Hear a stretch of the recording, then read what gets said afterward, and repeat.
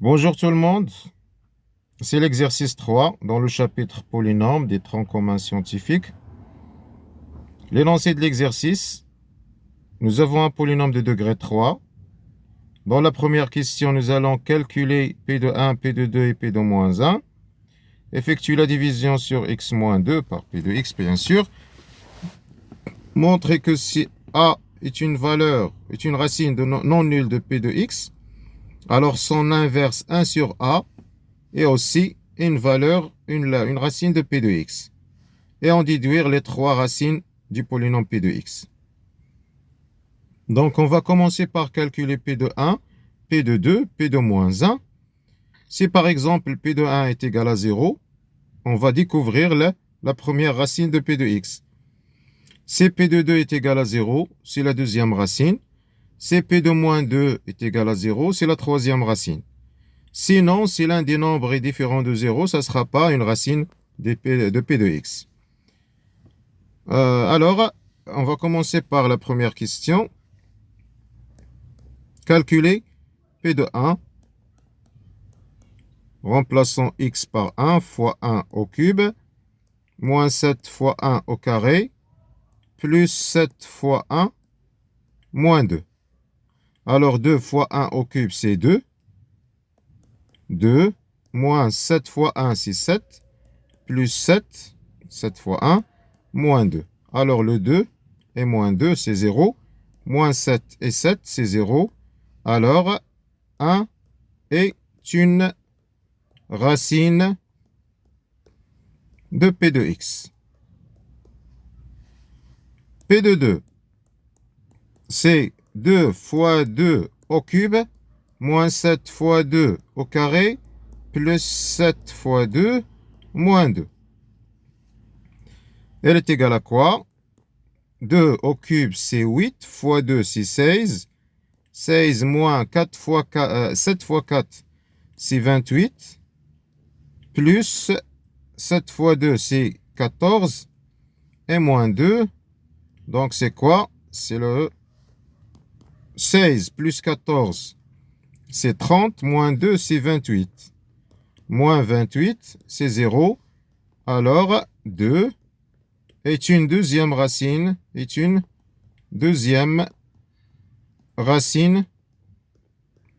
P de x. Très bien. Un polynôme de degré 3, il peut avoir au maximum 3 racines. Et nous avons déjà 2. Donc, il nous reste une seule racine. Donc, P de moins 2, voyons, est-ce que ça peut être moins 2? C'est 2 fois moins 2 au cube, moins 7 fois moins 2 au carré, plus 7 fois moins 2, moins 2. C'est quoi moins 2 au cube? C'est moins 8, fois 2, c'est moins 16, moins 7 fois moins 2 au carré, c'est 4, c'est moins 28. 4 fois moins 2, c'est moins 14. Moins 2, c'est déjà clair qu'il est différent de 0. C'est moins 30. Et moins 30, c'est moins 60, différent de 0. Moins 2 n'est pas une racine de P de x. Alors, nous avons deux racines et il nous reste une seule. Donc, c'est ce qu'on va découvrir dans le reste de l'exercice, la troisième racine. Effectuer la division euclidienne de P de x par x moins 2. Dans la deuxième question, nous allons effectuer la division euclidienne de P de x par x moins 2. Nous avons 2, c'est une racine de P de x. Alors P de x est divisible par x moins 2. Alors P de x va s'écrire sous la forme x moins 2 fois un autre polynôme k de x. C'est ce qu'on va chercher par la division euclidienne. Alors, posons cette division. Donc, c'est 2x au cube, la question 2. Moins 7x plus 7x moins 2 divisé par x moins 2. 2x au cube sur x, c'est 2x au carré. 2x au carré fois, c'est 2x au cube fois x. Moins 2x au carré fois moins 2, c'est moins 4x au carré. Ici, c'est au carré. La différence, 2x au cube moins 2x au cube, c'est 0. Moins 7x carré moins 4, c'est plus 4, c'est moins 3x carré. Et plus 7x moins 2. Moins 3x carré sur x, c'est moins 3x. Moins 3x fois x, c'est moins 3x carré. Moins 3x fois moins 2, c'est plus 6x. Et la différence va donner quoi? C'est toujours 0 le premier terme. Donc 7 moins 6, c'est 1. Donc c'est x moins 2. X sur x, c'est 1. 1 fois x, c'est x. 1 fois moins 2, c'est moins 2. Et la différence, c'est 0, bien sûr, c'est logique. Alors, P de x, elle est sous la forme x moins 2 fois un polynôme de degré 2 qui est le quotient 2x carré moins 3x plus 1. Très bien. Donc, la question 3, elle nous demande quoi? Montrer que si a est une racine non nulle de P de x, alors l'inverse 1 sur a est aussi une racine de P de x. Si cette proposition est vraie, et nous avons deux racines, 1 et 2. Si cette proposition de la question 3 est vraie, alors nous aurons 1 sur 1 et 1 sur 2 sont aussi des racines.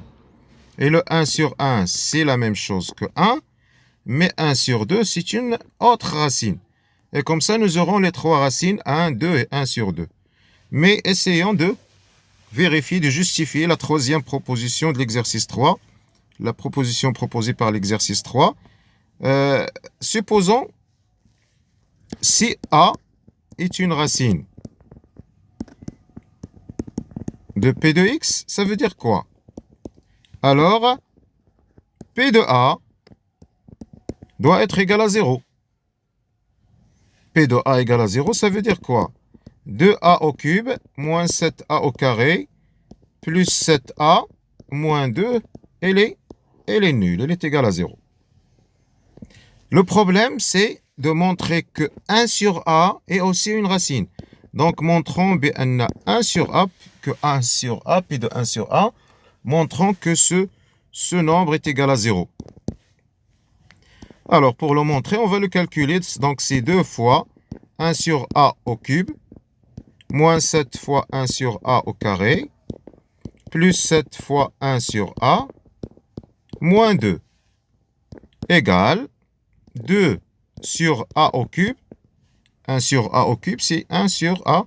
1 au cube, c'est 1 sur A au cube, fois 2, c'est 2 sur A au cube. Moins 7, 1 sur A au carré, c'est A au carré, plus 7 sur A, moins 2. Donc, en essayant de rendre ces fractions au même dénominateur, nous devons multiplier le deuxième terme par A pour avoir A au cube, et le troisième terme par A au carré pour avoir A au cube au dénominateur, et multiplier le moins 2 par A au cube. Comme ça, nous aurons 2 sur A au cube, moins 7A sur A au cube, plus 7A au carré sur A au cube, moins 2A au cube sur A au cube. Ici, c'est au cube. Avec un dénominateur commun, donc c'est A au cube, nous aurons ici 2 moins 7A plus 7A au carré moins 2A au cube égale, si on factorise par un moins au numérateur, nous aurons 2A au carré moins 7A, non, c'est 2A au cube, moins 7A au carré, plus 7A, moins ce 2 sur A au cube. Et remarquez ici que l'expression entre parenthèses, c'est la même chose que 2A au cube moins 7 que P de A. Donc c'est moins P de A sur A au cube. C'est P de A, c'est 0, donc c'est 0, moins 0, c'est 0, sur A au cube, c'est 0. Donc P de 1 sur A, c'est aussi 0. alors 1 sur A est une racine de P de X. Donc la proposition, qu'est-ce qu'elle dit? Si vous avez une racine A, alors prenez 1 sur A, c'est une autre racine. C'est une deuxième racine. Et nous avons dans la question, la dernière question, en déduire les 3 racines du polynôme P de X. D'après la question 1, la question 4, on a 1 et 2 sont des racines de P de X.